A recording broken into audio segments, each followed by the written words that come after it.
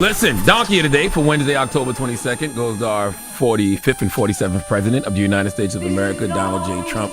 There's a few things I would like to bring to America's attention. I mean, we are on the third week of a government shutdown, day 21, I believe. Okay, the second longest government shutdown in American history. The longest was under the first Trump administration. That was for 35 days, and there seems to be no end in sight. Okay, keep in mind, this is the man who promised economic change on day one.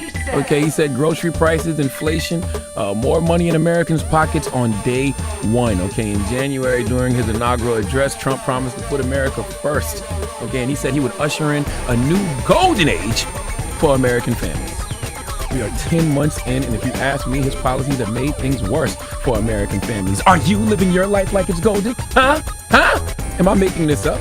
His administration's signature legislation is delivering the largest Medicaid cuts in U.S. history. 15 million people will lose health care coverage, not to mention taking food assistance from kids, seniors, people with disabilities. His nut-ass trade policies have made the cost of living in America worse.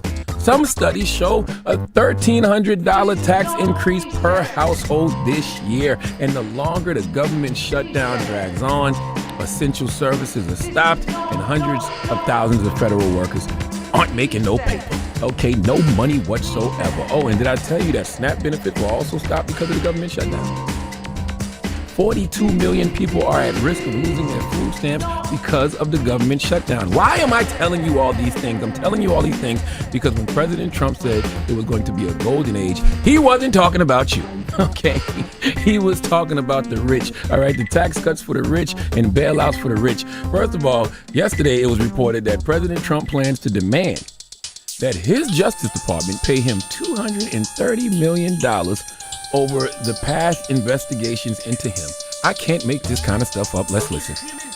I guess they probably owe me a lot of money for that. Probably, yeah, that's true. That's very interesting. President Trump filed claims against the Justice Department in 2023 and again last year. One about the investigation into his campaign and Russian meddling in the 2016 election. The other concerning the FBI search of his Mar-a-Lago home, where agents removed boxes of classified documents Trump had taken from the White House and kept in a storage area, a ballroom, and even a bathroom. The president calling himself a victim of malicious prosecution, claiming his privacy rights were violated. If the settlement goes through, he would personally collect nearly $250 million from American taxpayers. If I get money from our country, I'll do something nice with it, like give it to charity or give it to the White House where we restore the White House. And we're doing a great job at the White House. The Justice Department officials who would likely have to sign off on the settlement were once President Trump's own personal lawyers. Attorney General Pam Bondi and her deputy Todd Blanche. They recently stood with the president in the Oval Office as he acknowledged the extraordinary situation. They raided my house in Florida. It was an illegal raid. I have a lawsuit that was doing very well, and when I became president, I said, I'm sort of suing myself. I don't know, and he has settled the lawsuit. I'll say, give me X dollars, right? And I don't know what to do with the lawsuit. It's a great lawsuit, and now I won. It sort of looks bad. I'm suing myself, right?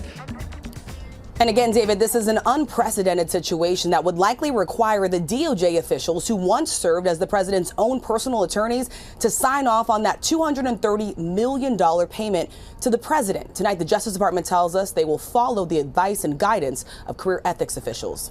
David. Rachel Scott live at the White House. Rachel, thanks.